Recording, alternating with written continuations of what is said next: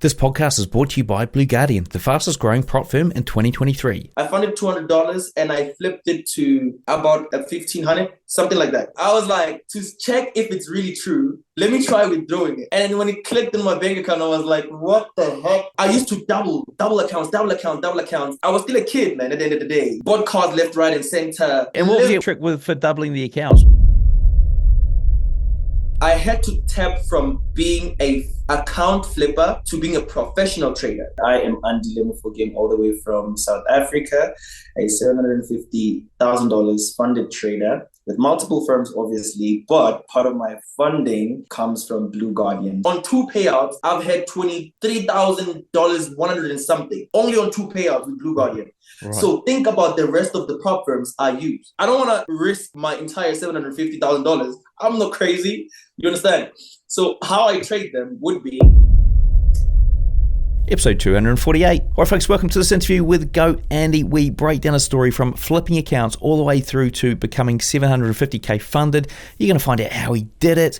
And then afterwards, we actually shot a video. So jump over to the YouTube channel if you're not already here, and you're going to be able to find out how he trades these charts. It's an extremely transparent view.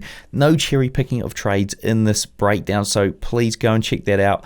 Now, he is with Blue Guardian. So he's funded with Blue Guardian as well, who are my sponsors, and they've been able to verify all of the results that he talks about in the show as well. So that's coming up. Talking about transparent, we've got the mystery trader dropping trades on the Telegram channel as well. So if you do want to go and check that out, you're going to see that on the Trading Nut Telegram. It's just started last week. We've been a bit slow off the mark, but we're getting there. Also, other things going on here at Trading Nut. We've got the Blue Guardian Challenge. A few people taking it on. We seem to be reducing in numbers. I dropped out this week. I failed the challenge. I'm going to give it another go, so don't worry about that. And in a couple of hours, I'm going to be jumping up to these guys, Black Bull. In fact, they've actually rebranded to Black Bull. They're no longer Black Bull Market, so you can expect to see some new ads in the show. So I'm going to meet those guys tomorrow. I'm going to shoot some new stuff. And last but not least, before we dive in here, if you're looking to automate anything, go and check out my Robot Builders Club's link below the video or in the podcast description. All right, let's get on with the show. Our sponsor, Blue Guardian, is the only prop firm that gives their traders a tool to protect them from hitting their max daily loss and overtrading. It's super simple to use. Just set the Guardian Protector each day from your dashboard. Did you also know that they've just released an unlimited time evaluation with a 0 trading days requirement, giving you plenty of time to hit their low 8 and 4% targets, making it super fast to get funded. Plus, it's cheaper than the 40-day time limit evaluation. Check out the link and coupon in the description to get 10% off your next Blue Guardian evaluation. All right, folks, here we are on Trading Nut. We've got GOAT Andy in the house all the way over there in South Africa, $750,000 funded trader. We're about to hear how he, one of the funded partners is prop firms is Blue Guardian as well. So that's why we got you on, because I've actually interviewed the CEO of Blue Guardian, who I believe you've also had an interview with or had a chat to as well. So welcome to the show. Thank you so much, man. I really appreciate being here, and thanks for welcoming me. And hi, guys. As he said, I am Andile Mofokeng, all the way from South Africa, a $750,000 funded trader with multiple firms, obviously, but part of my funding comes from Blue Guardian. So yeah, thank you for welcoming to the show, man. No, look, it's awesome to have you here. I can't wait to hear your story. I've seen some of your videos, and I know you're called the GOAT because you obviously know what you're doing in the markets. So let's start off with how you got into trading in that journey through to where you are now.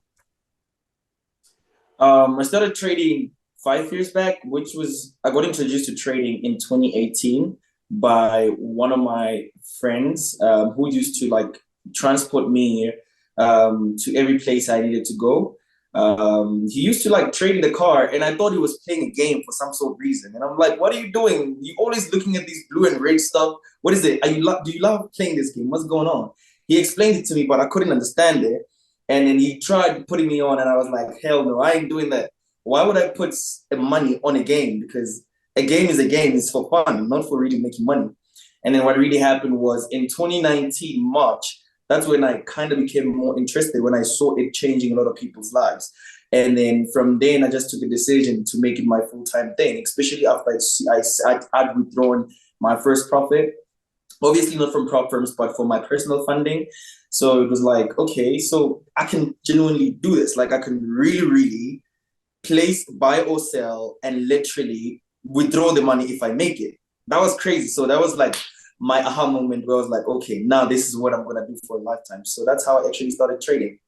And so sometimes like people dive in and they don't find success immediately, but it sounds like you were around a whole bunch of people that were making some cash out of this, and you obviously did as well at the start. I mean, how do you think that happened that you didn't fall into that hole of like I just can't seem to make this work, and I'm started and I'm not making money, I'm just losing money. What do you think the difference was? So the difference with me was in my trading, in most of the time when I started trading, my biggest part was obviously we approach trading as everybody else. Like people would come into trading, and one thing, we chase money, we chase what we've seen to people, we chase all these gurus and all these mentors and all that type of stuff, forgetting that each person has their own journey. I feel like in 2019, when I took a step that this is my journey and I'm going to write my own book according to how I believe it has to be, that's when most of the things changed. Because I remember I used to fund before I even knew how to trade. So in March, when I took that decision, it was like, why would I do something that I don't even know how, or something that I don't even have a skill for? So I just had to literally take a decision to say, Andy, you have to take your time to learn, you have to take your time to practice, and you have to take your time to experience. So this is when like my journey became different from everybody else, because I wasn't chasing money, I wasn't chasing all these things. I was just literally focusing on mastering my craft and mastering my skills. And I feel like my quick success came from there because I did the right thing. Because when I tell people that it took me about 8 months to break through in trading, they quite don't believe it, because it takes people about 3 years, it takes people about 2 years, 5 years, 7 years. And with me, it was that I took my time. That's what people don't understand.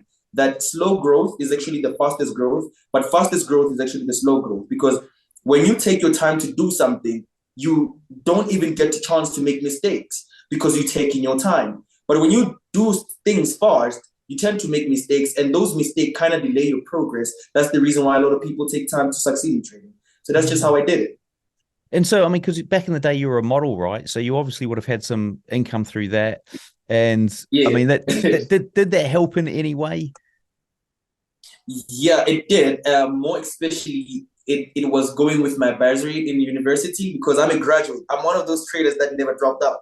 So it was in varsity. I was a model. I remember that time I was South Africa's top model. So I was getting a bag about I think about $800 to $1,000 a month from just me being the king of South Africa. And that helped me a lot, because I used to fund with it. I used to pay mentors to kind of get some little bit of, insights about the trading. Because trust me, as far as YouTube can teach everything, but not everything is on YouTube. So you gotta hear from somebody who's already made it. So I use those funds. And also my wife used to be the one that funds my dreams, actually, because he was working back then when I was still in school. And yeah, that's actually what happened. Okay. And so the you said you went off and did get some education. I mean, what kind of education did you get, and how did you manage to not sort of get, I suppose, scammed with some shoddy, just like, let's call it retail stuff or whatever stuff you can find on YouTube? Well, the truth is, when you are desperate to learn, you at some point get scammed. So I got scammed by a few mentors, got a little bit insecure with getting mentors and all that type of stuff. But I ended up getting this person who was really pretty old. I mean, I think Adam Koo and also Nick Listen. Yeah, they were the people that actually introduced me to trading and all that type of stuff. Learned from them a lot. But now, obviously, they old. They don't do that no more. They're just relaxing and eating their money. So what happened was, my main part was, I wanted to find a mentor that truly defines my character, that truly defines my personality.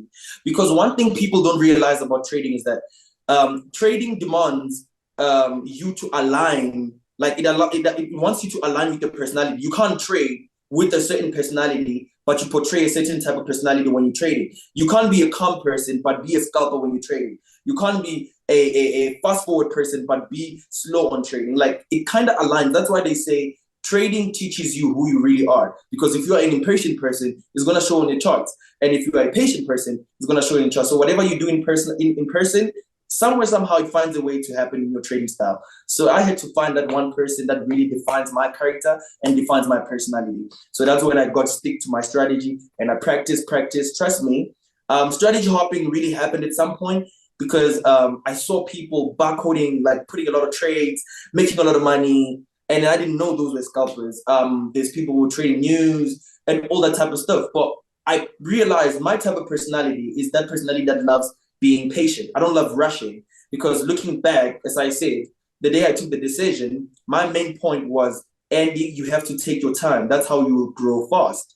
So I realized I'm pretty much of a patient person. So I need something that aligns with me, placing a trade and relaxing. So that's when I had to learn more about the swing trading and the in trading trading style. Yeah, it's interesting. It's interesting that you were able to do that at sort of, I suppose, such a young age, and to decide that was, your personality type. Because I mean, even I struggle with it sometimes, going, well, am I a patient person or not? Are there any tips or hints that you can give, or do you give your current students or people you've taught around them trying to find what style is going to work for them? Yeah, obviously, there is tips, and I can share them. Probably they're not a lot more. So in most cases, for people who let's say there's people who don't like trading news. What I always tell them is that news create volatility, not direction. So if I'm a swing trader, when news kick in, they just create that little bit of shortage volatility moment.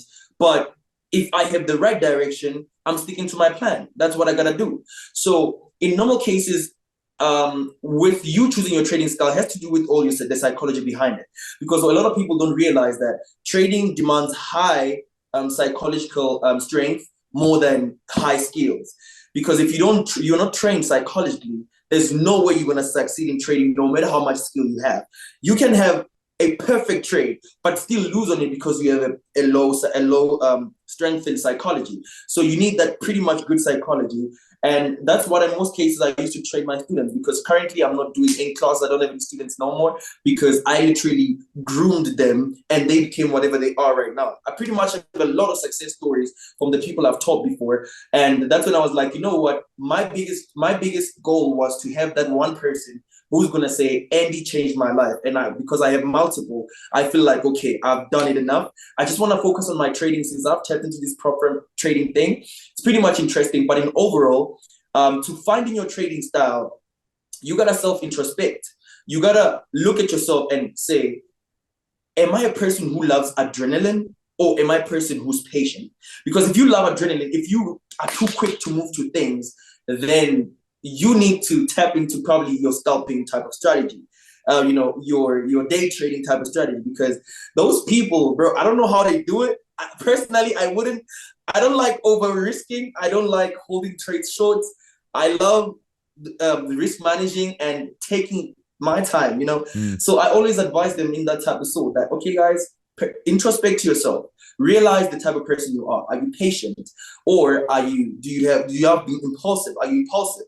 Are you a person who's patient enough to wait for a trade, or are you a person, when you see an opportunity, you want to trade it immediately? Once you evaluate those small aspects, at some point they kind of tell you which category of trading style do you actually fall under. So that's how I actually used to tip everybody. Folks, I'm here in the black bull markets trading floor, and I'm surrounded by their customer support agents who are ready to take your calls, emails, or live chat 24/7. Now, if you're a newbie or experienced trader, you know your trading's in good hands. And do you think there's also something in there that's probably more, I suppose, not necessarily psychological, but I suppose it's to do with the mind anyway, but it also might be able to do with circumstance, whereby it's almost like a lifestyle thing as well, in terms of, you might be a kind of hyperactive person. And so it's like, okay, well, I should be a scalper, but then you don't want to allocate, 2 hours to the London session or the New York session, or 3 hours of your day. And then you got a conflict, right? Because you don't want to sit down for 3 hours at the chart, or you're hyperactive, but you can't focus for that long. I mean, do you have any sort of tips or hints for somebody in that situation? Well, what I can tell you, the truth is, in all honesty, Cam, you you don't have to even spend 3 hours on the chart. That's just my true honesty. Like with me, I trade London, and then close to New York, I kind of protect profits by that time so that I can check what the volatility does. After then, I'll probably look for other movements. So I think per day, I spend about 2 hours on the charts. It's probably the first hour when London kicks in, because London kicks in at 8 in London. And then here in South Africa, it should be 9 a.m. So at 9 a.m., that's when I go to my charts to check my opportunities. Also, currently, like as I'm talking, I'm currently looking at CAT CHF, and I have a position running right there. So when it approached the New York session, that would be when I would actually just protect profits by that time and look for opportunities from the London. And I only take an hour per session. And then later on, I just go back to my trading to check how the market went and all that type of stuff. If I have to protect, or if I need to hold longer, that's just what I do. In all honesty, you don't necessarily need to spend a lot of times on the chart. It's unnecessary, because one thing it's going to make you a chart zombie. You're going to be stuck on the charts. You're even going to end up taking unnecessary trades. I always told my students that, guys, don't stay on the charts for longer, because one thing about the market is pretty enticing. It's going to show you a setup that you would think it's perfect, only to trap you on the wrong side, and you end up having unnecessary losses. One thing I always say is that, guys, in whatever you do, and also this goes to the audience out there, whatever you do, don't take unnecessary trades for the sake that you want to have trades running. Just because you don't have a trade running, it doesn't mean that you are not a trader. Sometimes the market demands you to wait. Sometimes the market demands you to be patient, because patience really pays. Wait for your setups. Don't allow the setup to get into your head, because sometimes, brother, what happens that pretty much it probably happened to you too, where you literally looked at the market and you were like, damn, that's a good trade. And then for some sort of reason, you took an unnecessary loss because you got enticed. Yeah. Ain't it? Yeah. Yep. Yeah. So so that's always what I say. Don't do it. Like just relax. You don't have to spend a lot of time. Go to the market for probably an hour or 30 minutes. Check all the pairs, whatever you trade. People have some pairs that maybe they trade for. With me, I don't have a specific pair I trade, because my trading strategy works with every pair, works with every index. So it just depends which one gave me the setup that I'm looking for that time, and then I place it. That's just how it works. And then after then, I leave the market, go do my thing, probably go spend my time with my son, probably go out ice skating, or just do the activities that I love doing. And then I come back earlier. I have my alarms on to check, okay, what's going on? Is the market on my favor or not? If it's not, okay, cool. I hold, because why? I'm a swing trader. I probably hold trades for probably 3 to 5 days, if not a week. It just depends how far is the market going. So that's just the tip I would give everybody. Yeah. In a nutshell. Yeah. But I tell you what, I love that chart zombie thing. It's kind of, I've never heard that on the show before, so it is a nice way to think about it. And I think if anyone wants to take something away, really, if you are spending, 3 hours, or you're feeling like you have to, then maybe there's a more efficient way to do it, whatever it is. I don't know what that solution is, but maybe have a think. Now, let's dive back into when you first started and that journey from starting to get a bit of an understanding, learning from Adam Koo and Nick Leeson, and seeing how did things progress from there? I mean, what did you do to actually, I suppose, put a strategy together to start off with? Okay, how I put my strategy together was, obviously I learned from multiple mentors, and then me doing that's why I said strategy hopping. So when I strategy hopped, in everybody, I had to find that one person that pretty aligns with me.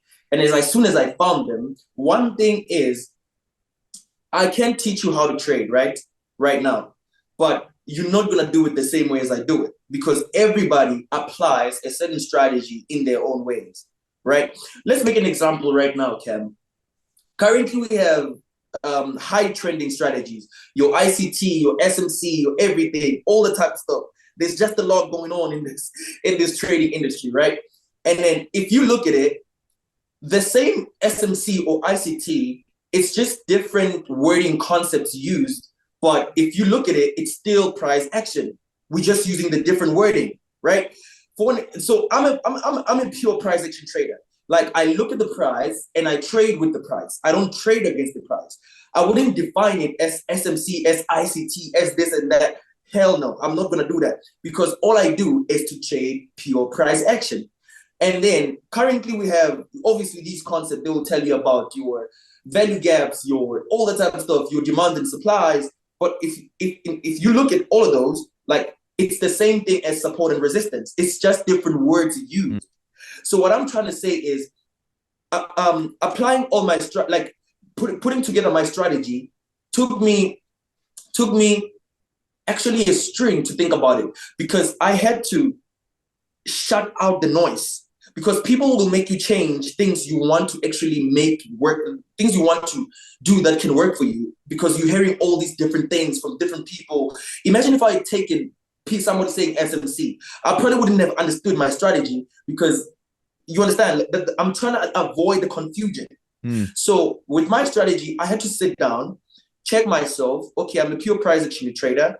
And if you look at it, pure price action kind of works in line with being a swing trader, because you're analyzing price from where it starts to where it can possibly go.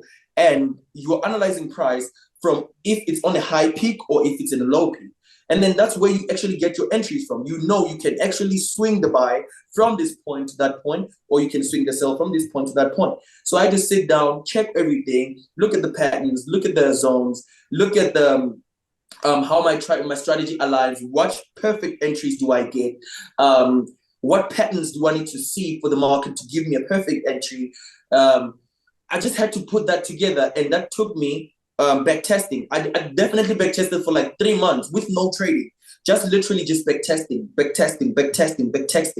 And then I pretty much saw a little bit of high success rate, because I think at that time it was ranging between 80 to 90 winning rate when I back tested, and then I applied it. That's when I got my first withdrawal from a broker, obviously from my personal funding before I got introduced to prop firms. And then along the line, your strategy kind of elevates, man. You kind of increase into tweaking the strategy, elevating it, and all that type of stuff. So I just keep doing that by myself. So that's just how I pretty much created my own. So that was like 3 months of back testing, and then what happened when you went live? I mean, what was that first experience like? Did it no issues, or all the psychological stuff was set, and you didn't have any problems with holding the trades or anything like that? How did it go when you first went live? Well, because I had an experience of funding back then. Remember, as we started the interview, I said to you, I used to fund before I knew how to trade. So I knew how the feeling of being on a live account actually before even choosing to do it the right way. Right. So as soon as I went live, now going live, this was when now I have a trading plan, I have a strategy, and it has been proven that it works by my back testing. So I wasn't pretty much phased about it. Like I was just relaxed, because I felt like I've put in enough work or enough time to mastering my craft, to a point that when I firstly funded, and I can still even remember, I probably still have that on my Instagram. I funded, I think it was about $200. I funded $200 and I flipped it to about 1,002 or 1,500, something like that.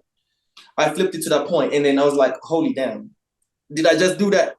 And I was like, okay, to check if it's really true, let me try withdrawing it. And then I withdrew it.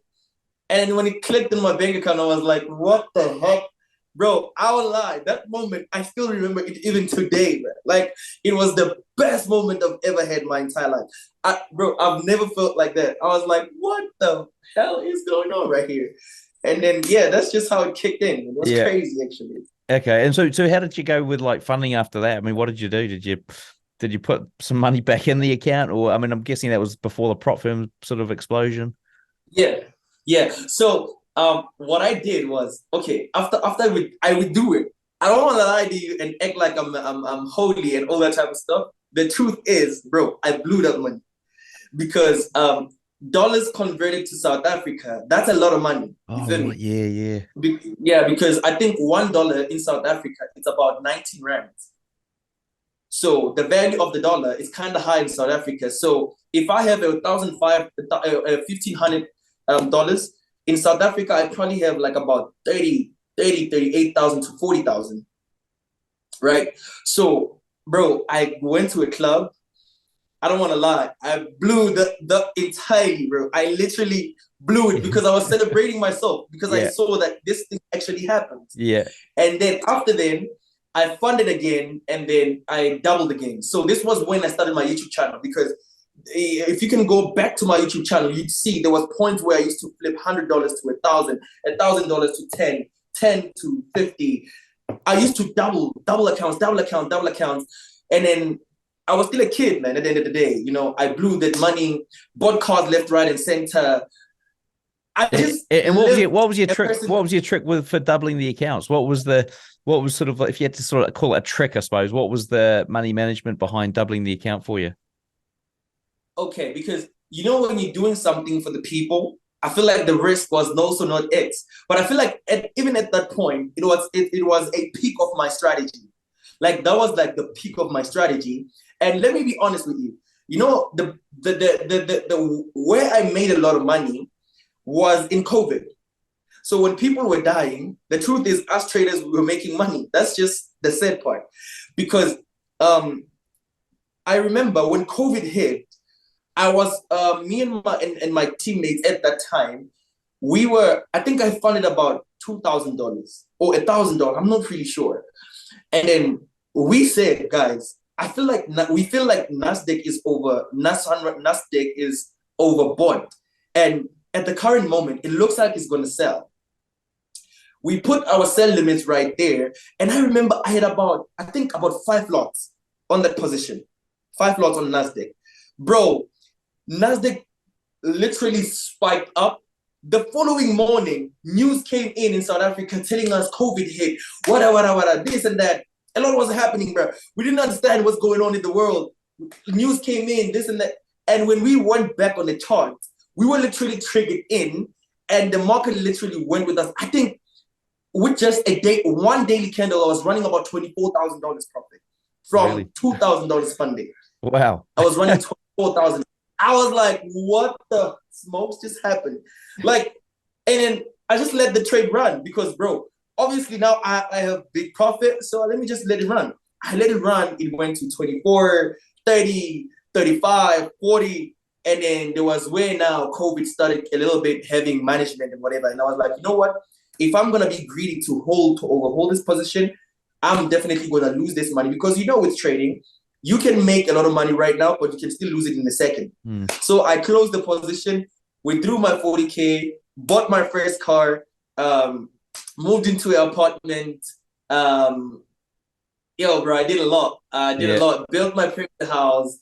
I just did a lot with the money. And then from then, that was just basically COVID was my biggest breakthrough. I won't lie. And so that's just how it. Okay. And so from there, you moved into prop firms, right? I'm guessing, because obviously you're with these guys, Blue Guardian as well. So how did that transition happen, and when did you decide to move from the personal to prop firms? All right. So about last year, with my previous team I was with, we kind of had a break off, right? And having a fallout, it kind of put me in a lot of financial strain, right? And I realized, I now have a son. I have a house, I have parents to take care of, I have all these type of stuff. And my entire funding, I got tired of always flipping this to that, because sometimes when you're trading in desperation of money, you end up losing your entire money, right? So that's when the same person who introduced me to trading, my brother, also introduced me to prop firms, right? He was like, Doc, look, you literally don't have to fund $100 to make $1,000. You can literally buy an account which is worth $99 or $89 and actually have financial management of asset management of $10,000. I was like, what the fuck? You're lying. There's no way. And then he was like, okay, let me prove it to you. I think at that time he was funded about $15,000. It was with this other prop firm. Yeah. And I was like, okay. And then that's when I got introduced to this payout in tongue, this percentage tongue. Obviously, I did have it, but I never defined it like that, you know. But then I gave myself this time because you wouldn't even believe it. I actually started trading prop firms last year in December. So Right. Okay. So it was quite late in the game, really. yeah, it's quite late. Yeah. But for where I've gotten this, bro, this is quick growth because already 8 months later, I'm funded with $750,000. I know, it's crazy. So what did you do what did you change? Well, what did you have to change from like going to flipping accounts to actually managing a funded account and not, breaching the rules and stuff like that? So the transition actually had to happen from, I had to tap from being a account flipper to being a professional trader, right? So when it comes to profession, this is now when you are considering everything. Because bear in mind, when it comes to personal accounts, you have no rules. You can do whatever, right? So at some point, as far as I'm a swing trader, but at some point I would breach some of my rules by actually just putting a lot of trades and just allowing it to go and see what happens, right? But when it comes to prop firms, you can't really, even on a single day, say you want to cheat your rules. Yeah. Otherwise, you cheat your rules, you lose an account. Yeah. Do you understand? So you have to tap into that maximum disciplinary mindset I've never seen. So, bro, you know one thing about me, I love about myself, and I feel like this is the same thing that Sean, the CEO of Blue Guardian, liked about me, is that I'm pretty much disciplined with everything. I'm able to transition from this to this in a split second of time. So I just had to shift that mindset and say, Andy, now we are growing slow and steady. This was when I realized that when it comes to prop firms, looking at people that they withdrawing big amounts, this and that, it can make you lose a lot of money as well, because it can make you lose a lot of challenges as well. And that's when I kind of transitioned to say, okay, Andy, looking at it, if I can make a little bit, at least 3 to 5% a month from all my funded accounts, and I convert the payout to South African rands, bro, I'm disgustingly rich. Because think about it, a 3% of $750,000, how much is it? 5% of that as well, how much is it? You understand? Let's actually put it in the calculator. I'm doing it now. 750 is, so it's $22,000 is like 3%. If you do, it's 22 grand. Exactly, right? And bear in mind, with just Blue Guardian alone, on 2 payouts, I've had $23,000, 100 and something, only on 2 payouts with Blue Guardian. Right. So think about the rest of the prop firms I use. Yeah. Right? So that has to be that's some insane numbers, right? Because why? Bear in mind, if I was a person who says, nah, I want to make 10% a month, that's disgusting, bro. Why would you just my biggest target every time I trade my funded accounts is to always chase to be paid out. I don't necessarily look for percentages and whatever. All I chase is for consistent payout. You know how good it is to just have a prop firm where you have had approximately 9 to 10 payouts with them. That's pretty much amazing, bro. Like everybody wants that. Well, that's a salary, right? It becomes a salary. You know, it's like it's a salary without doing the work. the actual exactly. Yeah. You understand what I'm saying? And some people actually work. Some people actually work approximately, bro, 31 days for them just to get a paycheck of $400. You on a prop firm in 2 weeks, 14 days, you can literally receive 3,000 and above, 1,000 and above. You understand? Based off the account sizing, obviously. So the transition was, I just had to discipline myself. And after discipline myself, man, the sky's the limit. Like I just shot skyrocketing up. Can you give us like a comparison of when you were account flipper to prop firm trader, the kind of risk that you would take on an account? Like from a percentage point of view or from a lot size point of view? Okay. Are we talking based off a prop firm or personal? Both. So when you were flipping like a $200 account, what percentage of the account would you risk per trade versus, let's say, $100,000 prop firm? Yeah. challenge or account, what Yeah. percentage would you risk per trade? Well, in all honesty, when it comes to personal, I would be lying if I said the risk was based off percentages. I'll be lying. Like Right. when it comes to personal, bear in mind there's no rules. So I had no rules to follow, but I just had money to protect. So I had a certain type of amount that if I reach this certain type of amount, I'm closing the trade. Right. So you're basically full margin kind of stuff Yeah, if you can, and you're just going, well, like, I just don't, yeah, as long as I don't completely blow the account, I get a second chance or a third chance or yeah. whatever. Okay, right. Yes. Yeah. So the So percentage was out the window.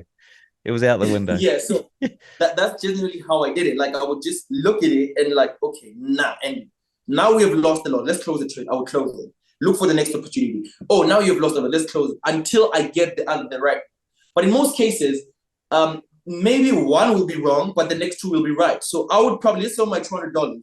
I remember I wanted to risk $100, and then when I see it's close to hitting 100, I would close it. And my next trade would probably give me like $500. And then from then, I just increase the risk as well to say, okay, or if now I'm on $600 funding, I can actually want to risk $200. And on $200 maybe will give me like $700. Like I just kept on doing it like that. And then when it comes to prop firms, well, honestly, this is where I became extremely disciplined. And per trade, that's when I was able to put in a bracket the type of trading setups I have. So I would have an A plus, I would have an A, and I would have a B. So with my A plus, this is where I would risk like about your 2% because it's pretty high. It's a high probability. You understand? And sometimes you know how high probability trades kind of work out. They would want to play out for a long time before they actually give you the right direction. And as a swing trader, I understand that patience is important. So I would risk like your 2%, but on your A setups, I would risk like 1%, and on your B setups, I would risk like 0.50. Like I just bracket my risk in between. So 0.50, 1% or 2%. This depends on which category setup is it on. And so I'm just trying to get my head around. Did you, when you were doing the personal account flips, did you actually have a stop loss in there? It didn't sound like you did, but I'm guessing you had to put a stop loss in on the prop firms because you usually you have to have a stop loss. So how did you? So how did you determine where that stop loss was going to be, given the fact you hadn't used one in the personal accounts? I'm guessing. Well, the truth is, when I say loss on a personal account, I would want to lose a certain amount.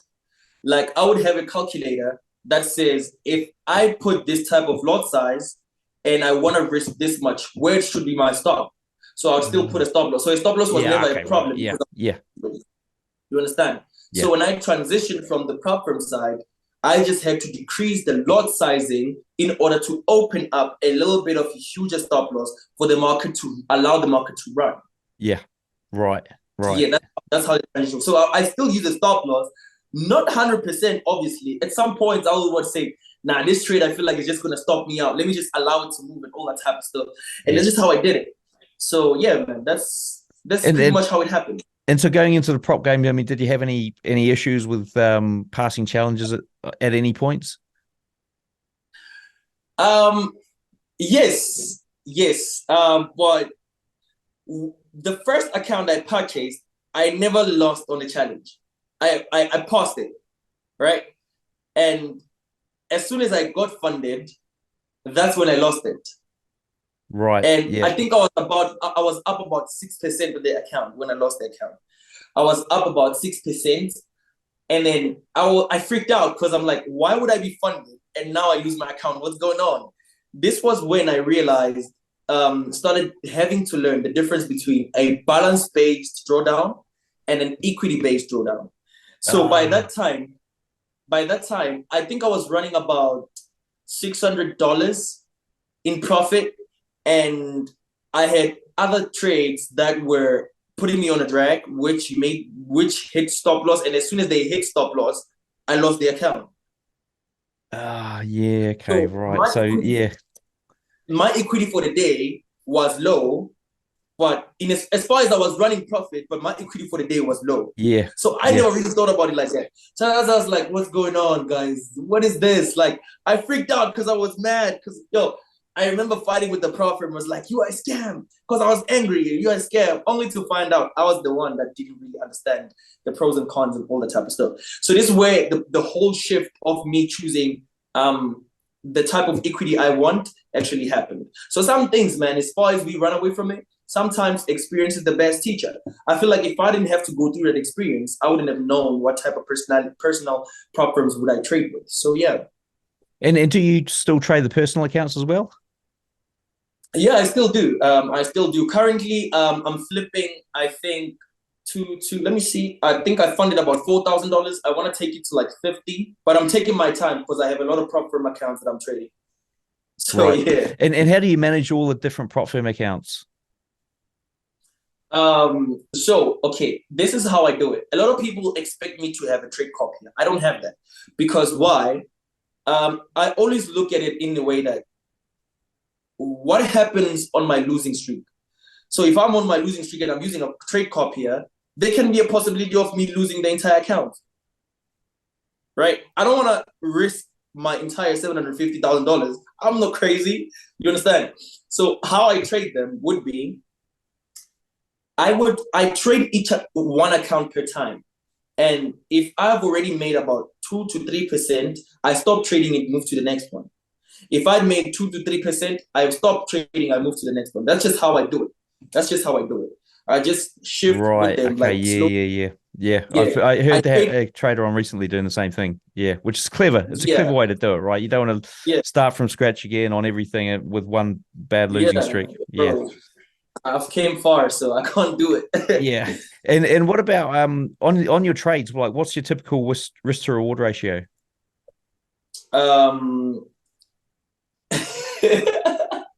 That's actually the craziest question because you know what's my risk to reward ratio? It's basically 1 is to whatever. That's just how Right. I put it. One is to When I whatever. So say it's one, really it's whatever, you manage the trades like in terms of like you look at what the are you looking at price on a sort of bar by bar basis, or how do you do it? yeah. So when I place a trade, I place a trade in I trade the direction. I don't trade a target, Mm, right? So most traders trade a target, which is if I can make $1,000, I close the trade. I don't trade. I don't trade that. Like I yeah. trade the direction. Should it happen, the market is still continuing to move on my direction. All I do is just to adjust my stop loss. I just adjust my stop. I manage my trades manually. Like I just continue adjusting my stop loss, continue adjusting my stop loss up until a trade is exhausted and possibly hit my stop loss above entry or below entry. Or rather, let's say on some trades that do have a take profit or it hits my take profit, then that's when I would close the trade. Mm. But if the trade's still running without hitting my stop loss above or below, bro, I just let the thing run.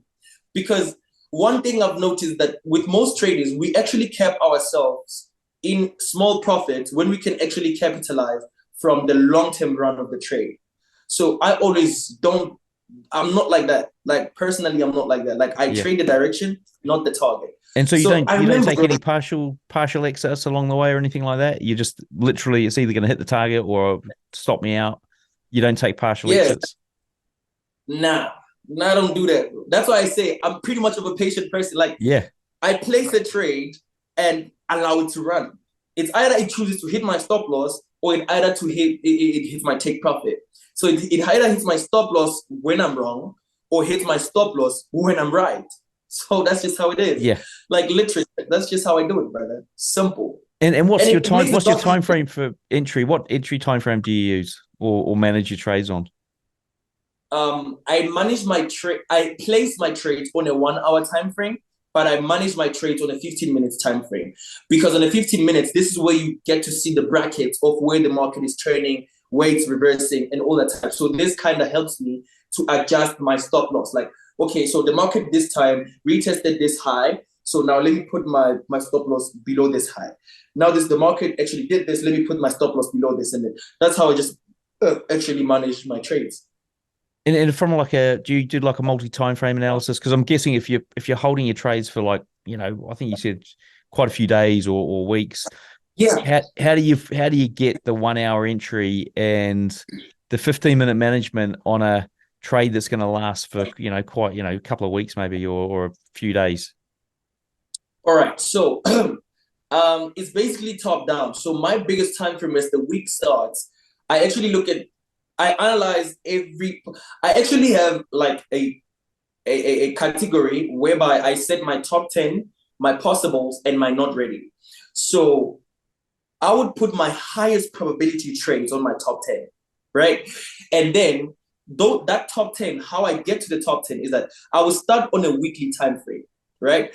On a weekly time frame, this gets to give me an idea of how the previous week have worked out and what's the possible week overlook for this current pair, right? For an example, let's say we have been bearish for the last week, and we probably have like a long as selling candle for the week, right? Knowing price action, the market would never impulsively move like that without having to come and retest at least 50% of the previous week's candle, right? So maybe for that week, I'll be looking for buys in order to cover that little bit of 50% unless it's a change of direction. And then as I break the market down, it has to give me either reversal patterns or it has to give me something in nature of reversing or something. If it doesn't do that, then I look for possible continuations. And how I look for continuations, I look for it. Did we break a structure? Did we retest? Did we have some gaps filled? What's going on with the prices? So this is when, so in all honesty, I have to get the same type of overlook on all the time frames. So I need to see a sell on a weekly time frame. I need to see a sell on a daily time frame. I need to see a sell on a 4-hour time frame, and I still need to see a sell on a 1-hour time frame. And then on a 1-hour time frame, that's where I have to look. I get to look at my entry point to say, okay, if the market can pull back until this level, this will where my significant entry will be. And if it can pull back to the certain level, this is where my significant entry could be. And that's just how I do everything. Like I do that with all the top 10 I have for the week. They all have to give me the same thing. If I see a buy on the weekly, but on a daily I see a sell, that's confusion for me. I don't want to trade that. Like I just leave it out. Yeah. So that's just how I do it. Okay. So is that how you sort of get down from how many markets do you trade or look at? How many markets are there? In a week, I have my top 10. So you got top 10, but you only look at 10 markets, or you select 10 from a portfolio of a larger number? I don't think I'm understanding your question. Oh, sorry. So do you have, how many markets do you look at in total? Everything. Yeah. So how many do you reckon what do you reckon that's like 30, 45 or something like that? Okay, let's say this. I almost all currency pairs and 2 indices and 1 commodity. Yeah. So okay. It's okay, naming just a few. Let's say I look at US 30 and NAS 100, and also I look at gold, and then all the currency pairs after that. Right. And so you narrow that down to a list of 10. Yeah, then I narrow that down to my top 10, right? Okay. But US 30, NAS 100, and gold are always part of the excluding top 10. Right. So I probably look at like 13, if not 14. So the top 10 is just currency pairs. And then the other 3, it's naturally just US 30, NAS 100, and gold. Right. And how long does it take you to go to get that top 10 list, or that to get rid of, like, a whole bunch of Forex pairs that you don't think are going to line up? Yeah. So this has to go with my schedule, right? So on every Sunday night, what I would do is I would analyze for the following week, right? As I do that, Mondays in most of the cases, they are the ones that confirm which one do I have to actually look for, because the market would have possibly moved to what I was assuming or what I was actually looking for, and then if it didn't do that, I know this is one thing I need to eliminate. So it becomes easy because I'll probably like take about 1 hour and 30 minutes to like look at all of them on Sunday. And then on Monday, it takes about 30 minutes to just remove the wrong ones. Like, not this one, not this one, not this one, not this one, not this one. And then that's it. And then it's crazy. I would have the top 10, but probably in a week, I would trade like 3, if not 4 or 5. And sometimes it gets to 10, mainly because let's say two pairs disappointed me. I know I have the other 5 to deal with. If 2 disappoint me, I have the other ones to look for. So I always have a trade to recover the previous loss. And how many trades on an average week would you take? Averagely, maximum is 3, if not 4. Yeah, maximum 5. Right. Unless it's pretty much, maximum is 5. But it's only 5 if profitable, if they were profitable. But let's say I took 5 trades and 3 were non-profitable. I would add another 3 from my top 10 that would compound to, that's just how I do it. Okay. Like I always have the next trade to replace the other. Okay. It's interesting you came up with that technique to do it. Was that part of the back testing or just part of trying to make things easy for you to find the best setups? Well, I would say it's part of the experience, man. It was actually after you realize that taking unnecessary losses, it's not it. Like, I got tired of taking unnecessary losses because I remember there was a time back in my trading career where I used to trade every setup I would see on any pair without no plan. And that made me lose a lot of money unnecessarily. So I realized if I can have these type of pairs per week I can focus on, and at least don't chase the trade, but allow the trades to come to me, then it minimizes my chances of trading and it maximizes my chances of being profitable. Yeah. So taking less trades doesn't mean you're profitable, but it gives you a high chance of staying profitable because you're not really taking unnecessary losses. Man, I don't know if Sean showed you, but bro, with Blue Guardian, I have 100% winnings rate. 100%. Oh, you didn't say that. I never had any. Really? You've not even had one loss? Nothing. Like, Sean was even shocked when he saw that. That's what I'm saying. Like, it's crazy because it's literally 100%. And I have a YouTube video up about that because after the interview, people didn't believe me when I said on the interview with Blue Guardian that I have 100% win rate with Blue Guardian. I have no loss. Like, I've never taken a loss. All of them is profits. And then I had to put that on a YouTube, and they literally saw me scrolling down and all that type of stuff to show that it's 100%. So that's just basically how simple it is. Like, you just gotta be disciplined like that for you to be able to manage funds so easily. So that kind of discipline, it's one thing that helped me eliminate unnecessary losses. And talking about discipline, I mean, do you have any sort of special techniques that you've either taught people in the past or that you do yourself to try and get your mindset right for starting either the trading week, getting your top 10, or just even going to the charts? Okay, I wouldn't call it a trick or a technique, but I would just call it my nature. The nature of Goat Andy, it says everything we ever put our attention to, we actually give it our full attention, right? So when I go to the charts, the main point is to find trades that are going to make me money. And as soon as I have to choose the type of setups I'm going to be trading, it has to be the setups that definitely aligns with my strategy and going to make me money. At the end of the day, the main point or the main goal is to make money, right? So that's just how I go to it. So with my students as well, I would say, okay, guys, look here. When you go analyze the charts with the thought of you want this setup to make money for you. Because if you go on the charts with the mindset that you just want to trade, you're gonna end up seeing things when they're not there. For an example, I'm definitely sure you also, Cam, also went through the same experience, whereby you can literally see this setup says sell, but because you've been wanting the buys, you're gonna buy and you're gonna lose unnecessarily. Yep. 100%. Yeah. Everybody goes through the same experience.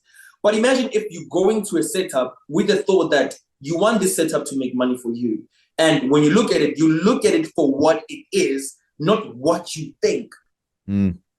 That's great advice. That is great advice. Yeah, so that's just how I actually taught everybody. And that is why I don't want to say I have the best students in the game, but with the people I've built, damn, bro, it's crazy. Like I've built beasts, man. And at some point, I don't like being prized, or I don't like being said, yo, because of Goat Andy. No. Bro, I gave you what you needed. Just stick with it. Have fun, make money, make your parents proud, and that's it. Awesome. And Now, what we're going to dive into a couple of things around a price chart. So do you want to just, if you had your top three, like go away and study these things, what would they be? come again? If you're telling somebody to go and study something on a price chart, what would be your top three things to go away and study? One is to study sensitivity, which means you must be able to spot sensitive areas, right? That's number one. Number two, you must be able to understand price conflict. Like you must be able to understand, why does the price, every time it gets to this price, always wants to fight to go down? And why does it fight every time when it gets from this price to go up? So the price conflict kind of makes you understand the borders of the playground you need to be in when trading that certain type of pair, right? I will make an example with USDZAR, right? I know that the dollar, $1 would never drop far most until 13 Rand. So it ranges between 14 Rand to 20 Rand. So $1 can either range in between those prices. So I know while the market is still in between those prices, I buy or sell, pertaining where the market comes from. Let's say the market comes from 20 Rand. South Africa would never allow the dollar to exceed 20 Rand per dollar. So I know the economy will fight. So as soon as they fight, I know from the 20 Rand, I start looking for sells. Why? Because USD has to be weak against the Rand. And then as soon as the USD hits 14 Rand, I know that the dollar would never allow South Africa to buy it for 14 Rand. So it has to go up. So understanding the price conflict, this helps you understand the market easier. And then the last thing that the people have to look for is the price movement. And the easier way to understand price movement has to be patterns. The main reason is patterns is that the market moves the same way, just in different directions. As long as you understand these type of occurring movements, this kind of helps you know enough about what do you need to see in order to see a sell, and what do you need to see in order to see a buy. And once you crack all these patterns, it makes it easier for you to be able to maneuver around the market, and it makes it easier for you to actually know which direction to follow. And it just makes it easier for you to place entries, because you would be able to understand, for you to see the market turn to, for you to see a reversal, you need to see this thing happening. For you to see a continuation, you need to see this thing happen. And that's just how simple it is. So it's three things that I say. Sensitivity. Sorry, I was just going to say, that's a fantastic answer. It's probably one of the best answers I've had to that question in the almost 300 odd shows I've done. So hats off to you for that. I don't know where you got that information from, but it's awesome. Now, last question before we dive into a quick fire round here is, if there was one thing you'd recommend any retail trader spend the next month mastering, what would it be? Entries. Now, what do you mean by entries? What I mean by entries is that analyzing the market is easy, but placing an entry is hard, right? That's the first thing, right? So that is why we have chart analysts, somebody who would break down the charts from top to bottom, and you would understand everything. But trust me, they have zero history on their trading accounts, right? So I would basically say, practice entries, practice knowing for a fact that you can analyze and place a trade. That's what you need to do. Analyze to place a trade. Don't analyze just to look at the market. Obviously, when you're back testing, that's what you have to do. It just depends on the target. As long as it aligns with your strategy, as long as you're getting confirmation, definitely master your entries, because once you do know the small pieces that compound to you having the good entries, like confirmations, what do you need to see, the type of patterns, the type of candlestick, all the type of stuff, it makes it easier for you to become a fully compounded retail trader. Awesome. Well, look, we're going to dive into a quick fire round here and then wrap this baby up. So how long did it take you to go from newbie to consistently profitable? 8 months. Would you ever recommend a trading book or a resource? Well, as far as this book is overrated, right? But Trading in the Zone was one of the books that I actually had, like, during my trading career, like when I was learning. Like, it kind of helped me a lot, especially with acceptance, because it kind of teaches you what exactly the market does, but we just fail to accept. A lot of failure from traders comes from inacceptance to accept how the market is, like the nature of how it truly is. So we are unable to accept that the truth is you're going to lose at some point. You always want to win. There's no way you're going to win. As far as I'm funded with $750,000 right now, bro, I still lose some certain amounts. It's just that I'm able to pass some accounts and always getting back together, right? Awesome. So it's something like that. Like Trading in the Zone, that was just a book that actually helped me to accept the trading industry or the trading markets for what it is. So yeah, that's the book I'll recommend everybody to. Actually, the audiobook, they could go listen to it. Yeah, the audiobook. I think I've done the audiobook. Yeah. What about what's your preferred broker and trading platform? Look, folks, I know you want the answer to this question. Which broker is this trader using? Now, the answer has been sponsored by Black Bull Markets. So to find the answer out, you're going to need to go over to tradingnut.com, find the show notes page for this guest, and then all will be revealed. What about if you want to, if you had to walk us through your worst ever trade, what did that look like? The worst ever trade I've taken was a trade that I failed to accept I was wrong. Like, I literally placed it, and because I was like, no, it's gonna buy, I kept on moving the stop loss. I kept on moving the stop loss below and below until it actually blew my entire $10,000. So, that was the worst trade I've ever had in my entire life. I hate that day, actually, to think about it. And was that account had you grown that to 10,000, or was it like a fresh 10K? It was fresh. Fresh. Jeez. Okay, brilliant. Well, not brilliant, but thank you very much for coming on the show. Now, but before we wrap up, if you could leave our listeners with one piece of advice, what would it be? Yeah. One piece of advice that I would give is, okay, to everybody, guys, who's an upcoming trader or a possible semi-pro trader or a pro trader to even come with, is that, guys, the trade industry, it's not a community work. It's not a community work. Like, you don't have to have everybody onto your trading journey, because at some point, if you have everybody on your trading journey, they will kind of distract where you want to be. So the best traders come from focusing on themselves and actually making sure they master their own crafts, right?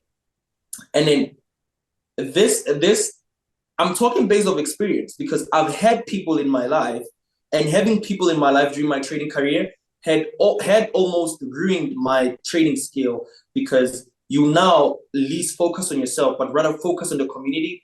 And some works are just not a community work. It's just for you to focus on yourself, focus on mastering your craft. Trust me, the work of trading becomes easier when you choose you and choose your own journey. That is how I did it, and I actually became profitable in 8 months, whereas everybody takes about 3 years, 5 years, 7, 10 to master their trading crafts.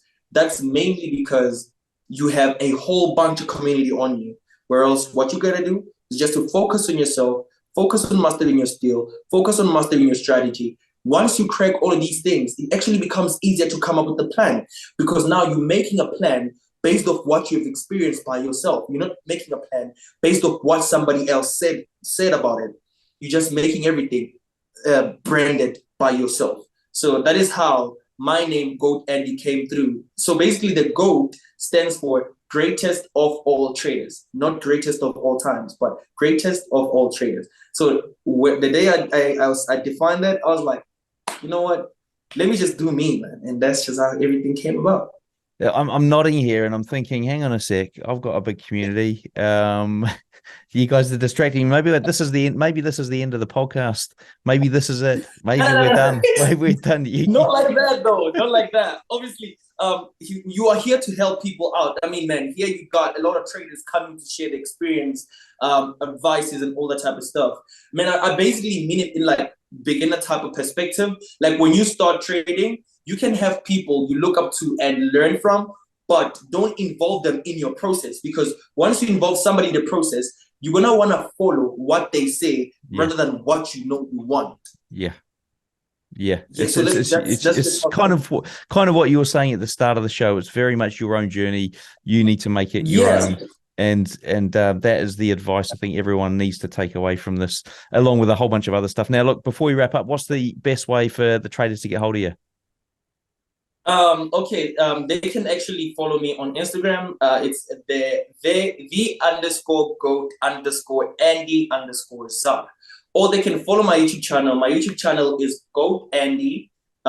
Just type Goat Andy. I'll probably be the first to pop out right there.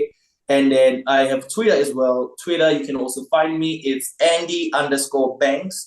It's also there. What else? Also on Facebook, I have a page. You can search Andile Mofokeng Providence FX. And yeah, this is just how people can get hold of me. Also, I have a Telegram group.